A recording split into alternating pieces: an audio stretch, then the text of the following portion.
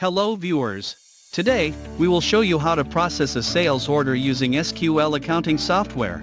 A sales order is generated after sending a quotation and receiving a confirmed order from the customer.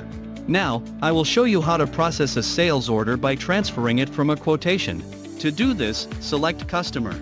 You may enter your description here. We are going to key in furniture order as an example. Then, navigate to the sales order, right-click, and select Transfer from Quotation. Next, choose the sales quotation you want to transfer and click OK. After transferring, if the customer suddenly adds an ad hoc item, you can manually add the item code in a new row.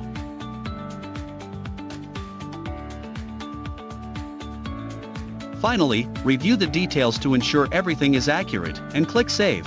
And that's it, we've successfully completed a sales order. Now, it's your turn.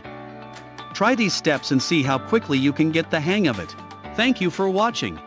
Subscribe to our YouTube for the latest videos, follow us on Facebook to stay updated, visit our website for important guides. It's so easy.